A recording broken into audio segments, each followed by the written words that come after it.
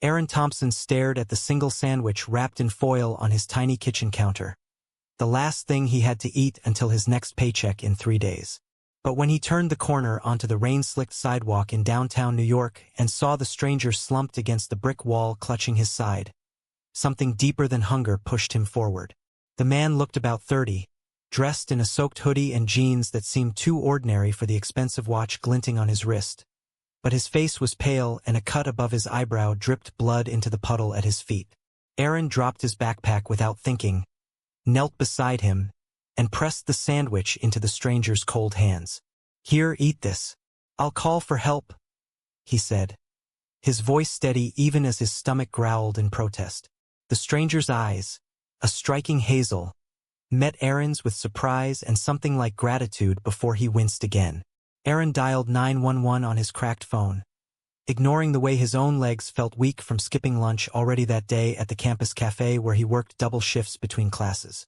By the time the ambulance arrived, the stranger had taken a few bites and managed a weak smile.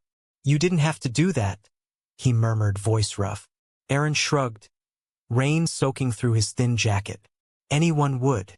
But he knew that wasn't true. In the 2 years since his parents in rural Texas had kicked him out after he came out as gay at 19, he had learned how few people actually would.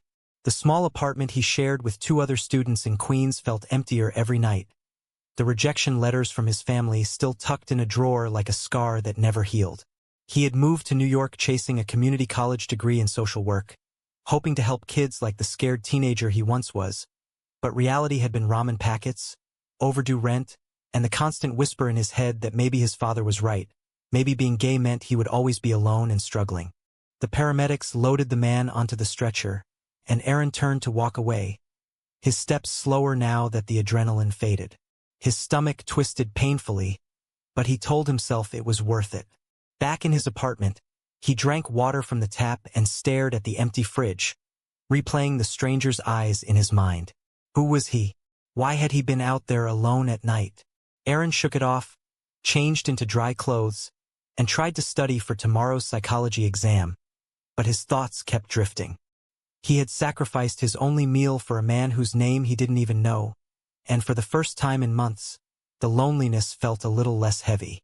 Sleep came fitfully, the city sirens outside his window blending with memories of his mother's tearful goodbye and his father's slammed door. Morning light filtered through the thin curtains when a knock sounded at the door. Aaron groaned, assuming it was his roommate forgetting keys again. He opened it in sweatpants and a faded college t-shirt, hair still messy, and froze. There stood the stranger from last night, now in a crisp button-down and slacks, a faint bruise on his forehead but otherwise looking every inch the picture of health and wealth. Behind him waited a black SUV with tinted windows. "You?" Aaron breathed. The man smiled, extending a hand. "Bentley Harrington. And I owe you more than a sandwich." Aaron's mind raced, but he stepped aside to let him in, the small living room suddenly feeling even smaller. Bentley glanced around at the second-hand furniture and textbooks piled on the coffee table, his expression softening. "You gave up your only meal for me. Most people would have walked past." Aaron crossed his arms, defensive. "I'm not most people." Bentley nodded, pulling out his phone. "Neither am I. My family owns Harrington Tech. I was out trying to clear my head after, well, family stuff. Got jumped. You saved me from worse." Aaron's eyes widened, but he kept his voice even. "I don't want money." Bentley laughed softly, a warm sound that filled the room. "I figured you'd say that, but I want to talk. You seem like someone who could use a friend, and honestly, so could I." As they sat at the wobbly kitchen table drinking the cheap coffee Aaron brewed, Bentley shared just enough to hint at his own hidden struggles, the pressure of expectations, the fear of disappointing everyone who relied on the family name. Aaron listened, feeling an unexpected pull, the kind that made his chest tighten in a way he hadn't felt since high school crushes he never acted on. The conversation flowed easily, laughter mixing with quiet confessions, and for the first time in years Aaron felt seen. By the time Bentley left with a promise to return, Aaron's hunger was forgotten, replaced by a spark of hope he didn't dare name yet. But as he closed the door, doubt crept in. Billionaires didn't befriend broke gay students for no reason. What was Bentley really after? The days after Bentley's visit blurred into a careful rhythm Aaron had never known. He still dragged himself to the campus cafe at 5 a.m., slinging lattes and smiling through the exhaustion, while his mind replayed every word from their conversation. Bentley had texted once, a simple thinking about that sandwich. Dinner soon? And Aaron had stared at the message for 20 minutes before replying with a cautious yes. Now, standing outside a quiet Italian place in Brooklyn that Bentley had chosen, Aaron tugged at the collar of his only decent button-down, the one he saved for job interviews. His stomach fluttered with nerves that had nothing to do with hunger this time. Bentley arrived in a sleek car that didn't draw attention, dressed casually in jeans and a sweater that probably cost more than Aaron's rent. "You look great," Bentley said, and the sincerity in his voice made Aaron's cheeks warm. They talked over pasta Aaron barely touched, Bentley sharing stories of board meetings and charity galas that sounded like another planet, while Aaron opened up about the scholarship he was fighting for and the late-night shifts that left him too tired to date. Bentley listened without pity, his hazel eyes steady. "My father expects me to marry the right woman, close the right deals, be the perfect heir. He doesn't know I've never looked at a woman that way." The admission hung between them, raw and honest, and Aaron felt the air shift. Here was another man carrying the same weight, hiding the same truth behind money and power. "I came out to my parents at 19, Aaron said quietly. "Dad said I was dead to him. Mom cried but didn't stop him. I haven't spoken to them in 3 years. Bentley reached across the table, his fingers brushing Aaron's for a brief second. "You're stronger than you know." The touch lingered in Aaron's mind long after they parted with a promise for another meeting. Walking home through the bustling streets, Aaron allowed himself to imagine what it might feel like to have someone who understood, someone whose smile made the city lights seem brighter. But reality crashed back the next morning at the cafe. His boss, Mr. Klein, pulled him aside during the lunch rush. "Heard you've been seen with some rich guy. Look, kid, this is a family place. We can't have rumors." Aaron's stomach dropped. The customer who had stared too long yesterday must have talked. He bit back the anger, nodding tightly, but inside the old fear roared to life. Was this how it always started? One connection, one hint of who he really was, and doors slammed shut? That evening Bentley picked him up in a less flashy car and drove them to a quiet rooftop bar overlooking the skyline. Over mocktails Bentley confessed more. "I've dated in secret before, but it always ends when the family pressure wins. You make me want to fight it." Aaron's heart raced as Bentley leaned closer, their shoulders touching, the city humming below them like a promise. They shared stories until midnight, laughter turning softer, glances longer, until Bentley walked him to his door and hesitated. "I want to see where this goes, Aaron. No games." Aaron nodded, throat tight, and watched him drive away. The next week brought stolen moments between classes and shifts. Bentley helped Aaron study for exams in the library, their knees brushing under the table, and once brought groceries to his apartment without making it feel like charity. Aaron's roommate noticed the change, teasing him gently about the mystery man.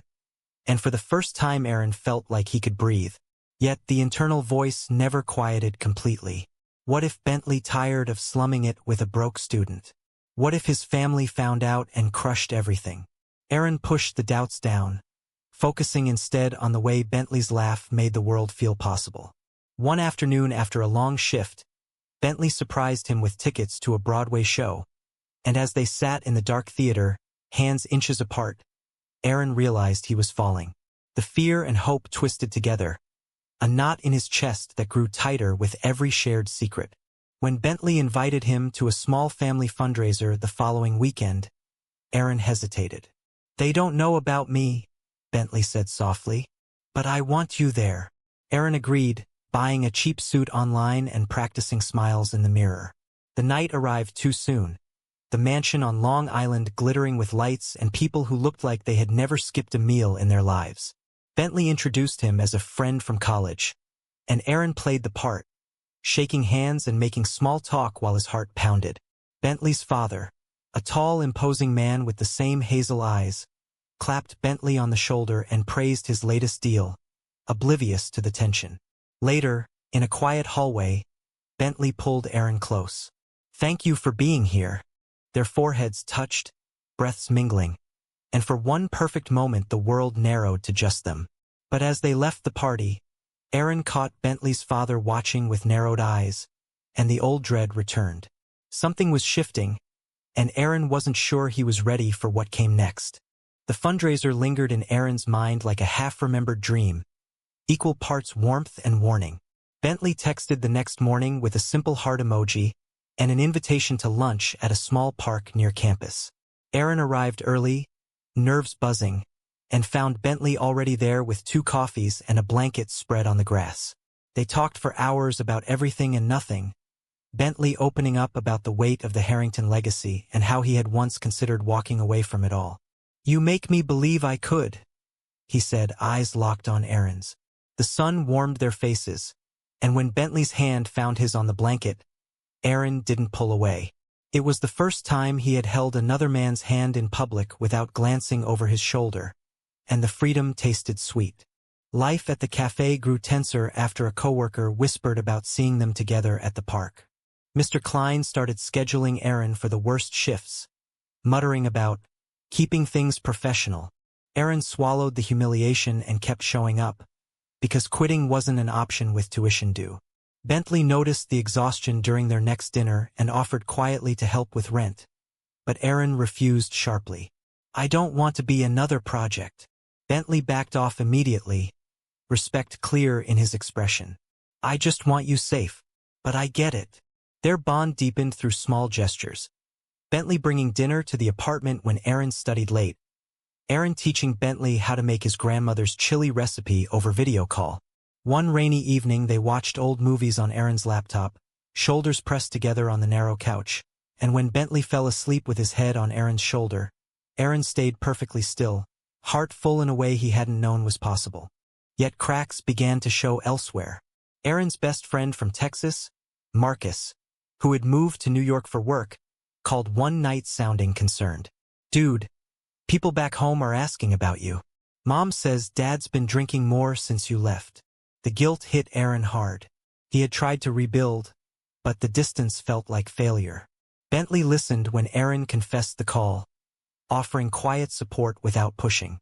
"Families are complicated. Mine pretends perfection while hiding everything." The conversation turned to Bentley's own secrets, the way his mother had guessed years ago but stayed silent to protect the company image. Aaron felt the pull stronger than ever, the desire to fight for this connection despite the walls around them. A turning point came during Pride weekend. Aaron had planned to march alone, a quiet act of defiance, but Bentley surprised him by showing up at the starting line in a simple t-shirt and rainbow pin. They walked side by side through cheering crowds, hands linked openly for the first time, and Aaron's chest swelled with pride and terror. Photographers snapped pictures, and Bentley tensed but didn't let go. That night in Aaron's apartment they stayed up talking until dawn, sharing fears and dreams. "I want a life where I don't have to hide," Bentley whispered. Aaron kissed him then, soft and tentative, the first real kiss either had allowed themselves, and the world felt right for those few minutes. But as the sun rose, reality returned.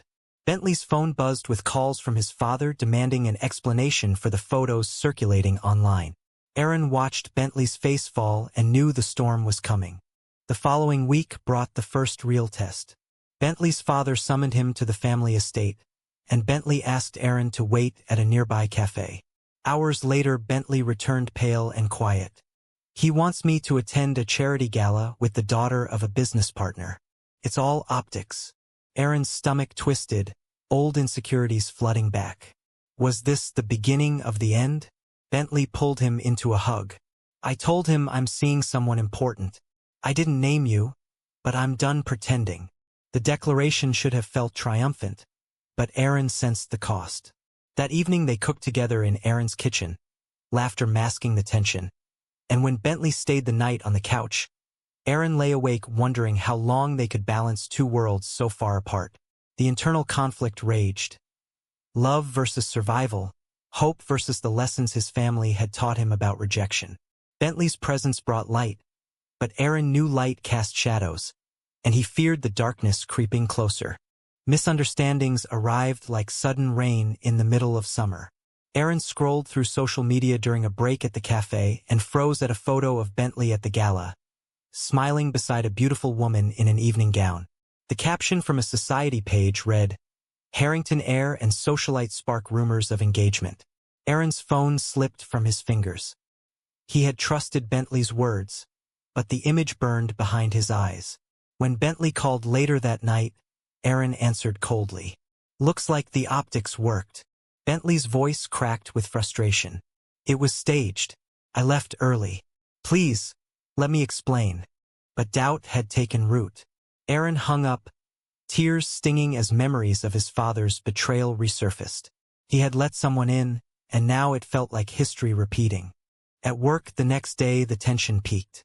A regular customer, a friend of Mr. Klein's, made a pointed comment about certain lifestyles ruining businesses. Aaron kept his head down, but when his coworker Marcus stopped by unannounced and overheard, everything unraveled. Marcus, who had always been supportive, pulled him aside. "You need to be careful, man. People talk." Later that shift Mr. Klein called Aaron into the office. "I'm sorry, kid. We're cutting hours. Business is slow."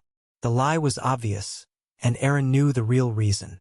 Fired in all but name, he walked out with his final paycheck feeling smaller than ever. Bentley showed up at his door that evening unannounced, eyes full of regret. "I saw the pictures. My father arranged it without telling me. I told him the truth about us tonight." Aaron let him in, but the wall between them felt thick. They talked for hours, Bentley explaining the boardroom pressure and his refusal to go through with any arrangement. Slowly the misunderstanding melted, replaced by a deeper understanding. Aaron's sacrifice came next. The community college offered a full scholarship for the next semester, but it required full-time enrollment and no outside work. With his job gone, Aaron could accept, but it meant giving up the stability he had scraped together. Bentley offered support again, this time without strings. "Let me help with rent. You deserve this chance." Aaron hesitated, pride warring with love, but seeing the hope in Bentley's eyes, he agreed. The decision felt like growth, a step toward the future he had always wanted. Their relationship strengthened through the change. Bentley helped Aaron move his few belongings into a slightly better apartment paid partly by the scholarship fund, and they spent quiet evenings planning classes and dreaming aloud. Yet family shadows loomed. Aaron received a letter from his mother, the first contact in years, asking if he was still choosing that path. He read it to Bentley, voice shaking, and Bentley held him through the tears. "You're not alone anymore." Society pressed harder. At a campus event, a group of students made snide remarks about Aaron's rich boyfriend, and Bentley stepped in calmly but firmly, defending Aaron without escalating. The incident left Aaron reflecting on how love demanded courage daily. One weekend they drove to a quiet beach outside the city, walking barefoot along the shore as waves crashed. Bentley stopped, turned to Aaron and said, "I'm coming out to the board next month. For real this time. With you by my side." Aaron's heart swelled, but fear lingered. The path ahead was uncertain, filled with potential loss and hard choices. As they watched the sunset, hands linked, Aaron realized growth meant facing those choices head-on. The internal crisis of identity that had haunted him since Texas felt lighter, replaced by a quiet strength forged in Bentley's unwavering presence. Yet the real test was still coming, and Aaron sensed the storm gathering on the horizon. Betrayal struck from an unexpected direction. Marcus, Aaron's longtime friend, had been acting distant since the firing. One evening over coffee, Marcus confessed he had leaked details about Bentley to a tabloid contact, hoping to protect Aaron from getting hurt by the wealthy world. "I thought he'd drop you once things got real," Marcus said, eyes downcast. Aaron felt the knife twist. The article hit online the next day, painting Aaron as a gold digger and Bentley as reckless. Bentley's father called an emergency meeting, demanding Bentley end the relationship or step down from the company. Aaron watched Bentley pace the apartment, face etched with pain. "I won't choose them over you," Bentley said, but Aaron saw the toll. In a moment of sacrifice, Aaron offered to step back. Maybe it's too much. Your family, the business, everything you built. Bentley refused, pulling him close. You're my family now. The confrontation with Marcus ended in tears and forgiveness. But the damage was done. Aaron's scholarship committee questioned the publicity, forcing him to defend his character in a tense meeting. Through the chaos, they leaned on each other. Bentley took Aaron to the Harrington family estate for a private dinner, where Bentley publicly introduced him as his partner. His mother embraced Aaron warmly, but his father stormed out. The night ended with Bentley and Aaron sitting on the balcony overlooking the grounds, talking through the fallout. Aaron shared his deepest fear, that his presence would destroy Bentley's life. Bentley countered with his own awakening. You showed me what real strength looks like when you gave me that sandwich with nothing left for yourself. Their bond solidified in the honesty, turning friendship into a partnership built on mutual respect. Aaron returned to campus stronger, advocating for an LGBTQ support group and finding purpose in helping others facing similar identity struggles. Bentley began restructuring parts of the company to include diversity initiatives, small steps toward the change he wanted. Yet the pressure mounted. Bentley's ex from years ago resurfaced, offering to fix the public image by pretending to date him again. Aaron overheard part of the call and felt the old doubt surge, but this time he confronted Bentley directly. The conversation cleared the air, ending in a long embrace and renewed commitment. Aaron's mother called unexpectedly, her voice hesitant. Your father's been reading the articles. He's asking about you. The olive branch felt fragile, but Aaron agreed to a video call later that week. Bentley sat beside him during the call, silent support steadying Aaron's nerves. His father didn't apologize, but he listened, and that small opening felt like a victory. The journey of healing stretched ahead, layered with the complexities of family and society that had shaped both men. Aaron's growth was evident in how he now faced challenges without retreating into isolation. Love had become his anchor, teaching him that vulnerability was not weakness but the path to wholeness. As fall turned to winter, they navigated holidays together. Bentley hosted a small gathering at his penthouse for Aaron's college friends, creating a chosen family that filled the gaps left by blood relatives. Aaron cooked his grandmother's recipes, laughter echoing through the rooms, and for the first time felt truly at home. The internal conflicts that once defined him, the shame and fear of rejection, had transformed into quiet confidence. Bentley's presence had catalyzed the change, but Aaron knew the strength was his own. The road remained uneven, with boardroom battles and occasional whispers at school, but together they faced each day with purpose.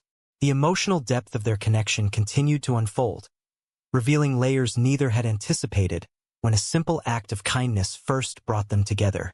Winter deepened, blanketing New York in soft snow that muffled the city's usual roar. Aaron and Bentley stood on the penthouse balcony wrapped in one coat, watching lights twinkle below. The past months had tested them in ways neither expected. Yet here they were, stronger for every scar. Bentley's company had weathered the publicity storm, thanks to his quiet determination and a few key allies on the board who respected his honesty. Aaron had excelled in his classes, earning recognition for the support group he helped launch, and his mother had begun sending weekly messages, small bridges rebuilding slowly. His father remained distant, but the silence no longer defined Aaron's worth. The sacrifice of that single sandwich had rippled outward, changing not just their lives but the lives they touched. One quiet evening, Bentley pulled out a small box and knelt in the living room. Aaron Thompson, you taught me that real wealth is the courage to be kind when you have nothing left. Will you build a life with me? Aaron's eyes filled as he nodded, the ring sliding onto his finger feeling like the perfect culmination of every step. They celebrated quietly with close friends, laughter and toasts filling the space. Aaron reflected on the journey. The internal crises that once threatened to swallow him, the societal pressures that had tried to break them apart, the friendships tested and family ties mended in unexpected ways. Through it all, love had proven resilient, demanding choices and delivering growth. Bentley's world had expanded beyond boardrooms into genuine connection, while Aaron had discovered his voice and purpose. The story was far from over, but the foundation felt solid, built on trust forged in hardship. As spring approached, they planned a small ceremony in the park where their first real date had happened, inviting those who had stood by them. Aaron's mother confirmed she would attend, a quiet victory. Bentley's father sent a formal note of reluctant acceptance, the closest thing to blessing they might ever receive. Life moved forward with the same mix of joy and challenge, but now they faced it together. Aaron often thought back to that rainy night when hunger had taken a back seat to compassion, marveling at how one decision had rewritten everything. The emotional arc had come full circle, from lonely struggle to shared triumph, from doubt to certainty. Their partnership stood as proof that vulnerability could conquer prejudice and that love, when chosen daily, could heal old wounds. True or false? One selfless act from a hungry gay man can truly transform two lives forever despite all the odds?